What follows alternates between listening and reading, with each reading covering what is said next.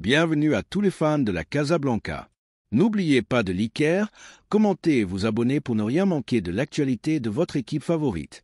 Dans cette vidéo, nous avons 3 nouvelles très importantes concernant notre club bien-aimé. Allons-y pour la première, le Real Madrid a décidé de ne pas recruter Joshua Kimmich lors du prochain mercato estival. Cette décision renforce la confiance du club en son effectif actuel et en le projet sportif en cours de construction avec de jeunes talents prometteurs. Bien que le profil de l'Allemand correspondait à un éventuel successeur de Toni Kroos, le club a choisi de rester fidèle à sa planification, en misant sur l'évolution de ses joueurs actuels plutôt que de chercher une solution immédiate sur le marché. Cette décision s'inscrit dans la politique sportive du club ces dernières années, où la priorité a été donnée à la stabilité économique, à la gestion responsable et à la formation d'une base solide de joueurs capables de marquer une époque. La retraite de Kroos a laissé un vide au milieu de terrain que beaucoup considéraient nécessaire de combler avec un joueur de haut niveau. À cet égard, Kimmich semblait une option idéale grâce à son expérience dans l'élite et sa polyvalence au milieu. Cependant, le Real Madrid a démontré qu'il croit fermement en la progression de Fede Valverde, Eduardo Camavinga, Jude Bellingham et Dani Ceballos, des joueurs qui ont montré leur capacité à assumer de plus grandes responsabilités dans l'équipe et qui ont démontré leur qualité dans des moments clés de la saison. Ces joueurs ont été des acteurs majeurs dans les compétitions les plus exigeantes, se consolidant comme des pièces fondamentales du schéma de l'équipe tout au long de la saison. L'équipe a rencontré certaines difficultés qui ont ouvert le débat sur la nécessité de renforcer cette zone du terrain, mais le Real Madrid n'est pas un club qui agit par impulsion, et sa politique de recrutement suit une ligne cohérente et bien structurée. La décision de ne pas incorporer Kimmich montre clairement que la confiance dans le talent déjà présent dans l'effectif est absolue et que le pari est de continuer à consolider une équipe qui a déjà démontré sa compétitivité dans les grandes rencontres. Cette position ne répond pas seulement à des critères sportifs, mais aussi à une vision d'avenir qui cherche à éviter des dépenses inutiles en joueurs qui pourraient freiner l'évolution de ceux qui sont déjà dans l'équipe. Kimmich termine son contrat avec le Bayern Munich en juin, ce qui lui permettrait de négocier librement avec d'autres clubs. Dans d'autres circonstances, le Real Madrid aurait pu profiter de la situation pour se renforcer, sans avoir à payer un gros transfert. Cependant, selon les informations de Bild, le club blanc a complètement écarté cette option, car le joueur est de plus en plus proche de renouveler son contrat avec le club bavarois. Sa continuité en Allemagne semble l'issue la plus probable, car le Bayern le considère toujours comme une pièce clé dans son projet, et son désir de rester lié à l'entité a été un facteur déterminant dans la prise de décision. De plus, les conditions économiques de son éventuelle arrivée n'étaient pas attrayantes pour le Real Madrid, car Kimmich ne demandait pas seulement un salaire élevé, mais aussi des garanties d'être titulaire dans une équipe qui a déjà un milieu de terrain très compétitif. Un autre point à considérer est la politique de recrutement que le club a suivie ces dernières années. Le Real Madrid a misé sur de jeunes talents avec un potentiel futur plutôt que sur des joueurs consacrés avec des salaires élevés et moins de marge de croissance. Cette stratégie a permis au club d'avoir un effectif rajeuni et équilibré, capable de rivaliser sur tous les fronts sans compromettre la stabilité financière. Dans ce contexte, un recrutement comme celui de Kimmich ne s'inscrivait pas dans les plans de la direction, qui reste ferme dans son intention de se renforcer intelligemment et sans tomber dans des dépenses disproportionnées. Avec cette décision prise, le club continue d'explorer le marché à la recherche de possibles renforts pour le milieu de terrain à l'avenir. À cet égard, des noms comme Martin Zubimendi ont émergé, un joueur qui a attiré l'attention de plusieurs clubs européens et dont la progression en Liga a été notable. Sa jeunesse et son expérience dans la compétition espagnole en font une option attrayante si, à un moment donné, le Real Madrid décide de se tourner vers le marché pour renforcer cette zone du terrain. Une autre alternative mentionnée est celle d'Ederson, du Atalanta, un joueur avec un grand déploiement physique et une capacité de récupération, des qualités qui le feraient s'intégrer dans le schéma de l'équipe blanche. Cependant, pour l'instant, il n'y a pas d'urgence à incorporer un nouveau milieu de terrain, car le club a pleinement confiance dans les joueurs qui font déjà partie de l'équipe. L'une des grandes surprises de la saison a été la résurgence de Dani Ceballos, qui a saisi chaque opportunité pour démontrer qu'il peut être un joueur important dans la rotation. Sa performance contre Manchester City a été une preuve qu'il a encore beaucoup à apporter et que sa continuité dans l'équipe peut être une alternative à considérer plutôt que de réaliser un grand investissement sur le marché des transferts. Ceballos a montré engagement et qualité lorsqu'il a eu des minutes, ce qui lui a permis de gagner en importance dans des moments clés. Sa polyvalence et sa capacité à gérer le ballon dans des situations de haute pression en font un atout précieux pour l'équipe. La politique de gestion du club suit une ligne claire et cohérente, avec Florentino Pérez misant sur la stabilité financière et l'investissement intelligent dans de jeunes joueurs avec un potentiel à long terme.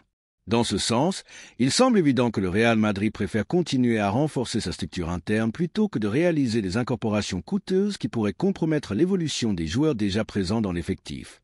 Cette stratégie a porté ses fruits par le passé et est la raison pour laquelle le club reste une référence dans le football mondial, avec un effectif qui combine jeunesse, expérience et une grande marge de progression. La décision de ne pas recruter Kimmich a généré diverses opinions parmi les supporters madrilènes, car tandis que certains pensent que l'arrivée d'un joueur avec son expérience aurait apporté un plus de solidité à l'équipe, d'autres considèrent que faire confiance aux joueurs actuels est la meilleure décision pour continuer à construire une équipe avec une identité et un avenir. Maintenant, la question reste en suspens. Pensez-vous que le Real Madrid fait bien de rejeter Kimmich et de miser sur ses propres joueurs, ou le club aurait-il dû profiter de l'opportunité de renforcer le milieu de terrain avec un joueur de sa qualité? Laissez votre opinion. La deuxième nouvelle concerne une décision importante au sein du club. Nico Paz brille en Serie A avec Comme. Sa performance n'est pas passée inaperçue au Real Madrid. Le club blanc, qui avait laissé partir le jeune talent argentin avec l'intention qu'il accumule des minutes et acquiert de l'expérience dans un environnement compétitif, s'était réservé une option de rachat qu'il pourrait activer dans les prochains mois. Son évolution dans le football italien a été spectaculaire, devenant l'une des grandes révélations de la saison et suscitant l'intérêt de plusieurs équipes importantes. Cependant, le Real Madrid a l'avantage d'avoir prévu ce scénario et de contrôler son avenir.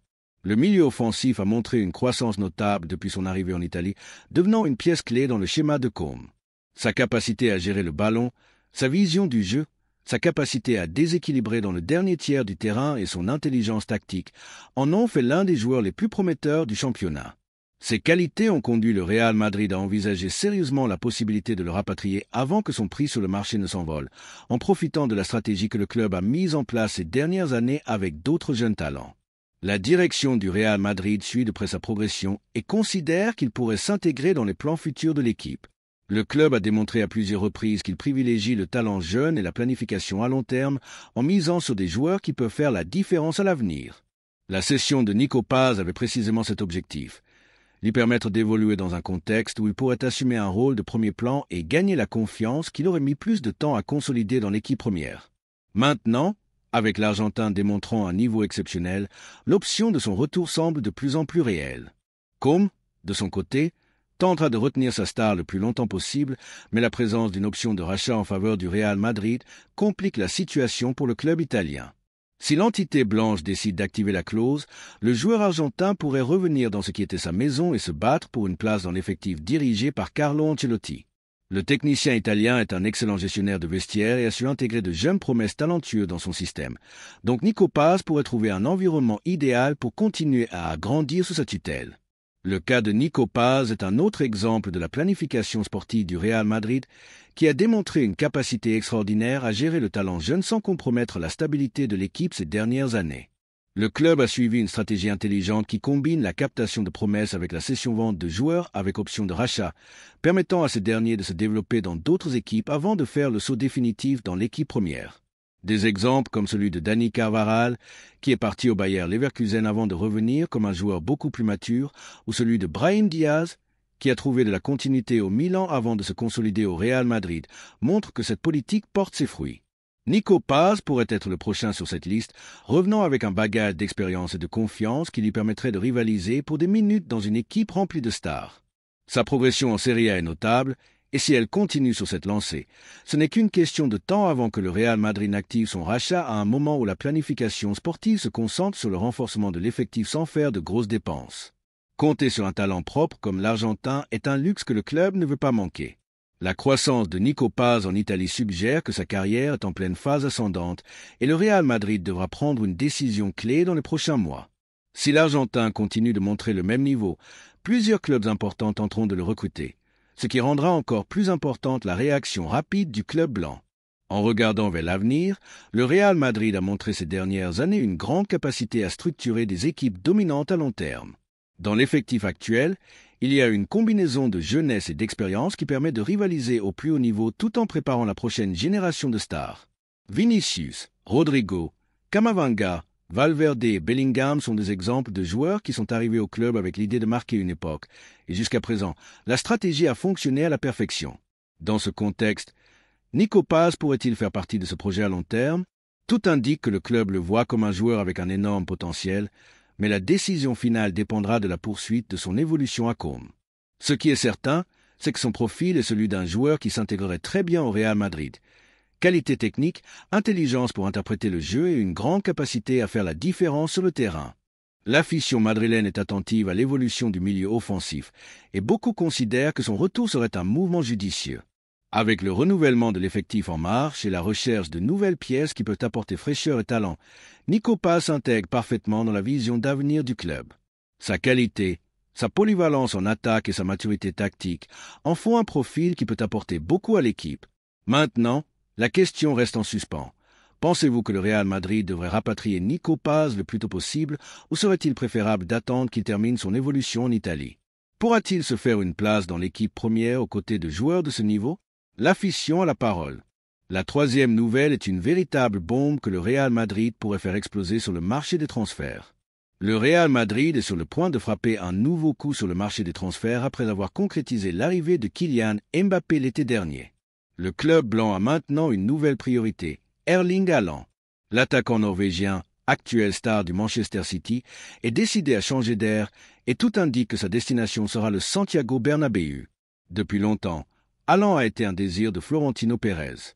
Cependant, à l'époque, la direction avait priorisé le recrutement de Mbappé, laissant ouverte la possibilité d'incorporer l'attaquant norvégien dans un futur proche.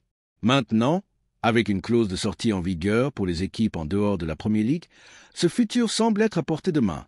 L'attaquant n'est pas satisfait au Manchester City et son entourage a déjà fait le premier pas. Son représentant, Rafaela Pimenta, a communiqué à la direction anglaise que la clause de sortie sera activée en été, ce qui permettra au Real Madrid de négocier son arrivée sans avoir à faire face à une guerre d'enchères. La sensation à Valdebebas est que l'opération pourrait se conclure avant juin, assurant ainsi que le Norvégien portera du blanc pour la prochaine saison. Depuis son irruption dans le football européen, Haaland a été vu comme un attaquant fait pour le Real Madrid.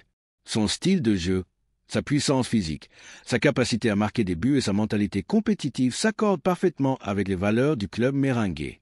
L'idée de le voir commander l'attaque blanche a été un rêve récurrent pour l'afición madrilène, qui voit maintenant plus proche que jamais la possibilité que cela devienne réalité. Le Manchester City a profité des buts de Haaland, mais le joueur sent que son étape en Premier League touche à sa fin. Malgré les titres remportés, la sensation que le football anglais n'est pas sa destination finale a pris de la force. De plus, le Norvégien a toujours ressenti de l'admiration pour le Real Madrid et la Liga espagnole, où il pourrait développer son football dans un environnement plus adapté à ses caractéristiques. D'autre part, l'arrivée de Haaland au Real Madrid représenterait un pas stratégique pour le club. Florentino Pérez a démontré une capacité unique à anticiper sur le marché et à construire des équipes gagnantes. Avec Mbappé déjà dans l'effectif, l'incorporation de Haaland assurait une attaque pratiquement imparable pour les prochaines années. Le marché des transferts est une chaîne de mouvements, et dans ce cas, le départ imminent de Vinicius a ouvert la voie pour que Haaland arrive au Real Madrid. L'ailier brésilien, qui a été une pièce clé ces dernières années, a manifesté à plusieurs reprises son inconfort avec la situation actuelle et tout indique que son avenir est loin du Bernabéu. L'intérêt des clubs arabes pour Vinicius a augmenté de manière exponentielle et avec une offre historique sur la table, la direction merengue a commencé à envisager sérieusement sa vente.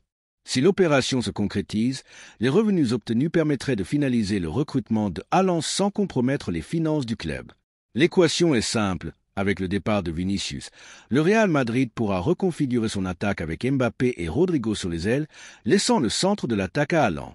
Cela doterait l'équipe d'un équilibre parfait, combinant vitesse, dribble, créativité et une présence létale dans la surface. Pour Carlo Ancelotti, ce scénario serait idéal. Bien qu'il ait suggéré un système sans un attaquant de pointe pure, la possibilité de compter sur Haaland lui permettrait de développer de nouvelles variantes tactiques avec un numéro 9 de référence. Le Real Madrid pourrait récupérer une facette de jeu plus directe avec un buteur capable de décider des matchs par lui-même. L'attente à Valdebebas est palpable. Haaland, Mbappé et Rodrigo, une attaque de rêve. Dans la Ciudad Deportiva du Real Madrid, l'ambiance est d'une expectative totale. La possibilité de réunir Haaland avec Mbappé et Rodrigo a généré un enthousiasme inhabituel, car cela signifierait avoir l'attaque la plus puissante du monde.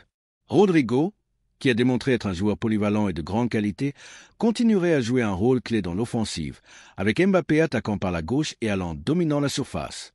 Le Brésilien pourrait encore mieux exploiter sa capacité d'association et de finition.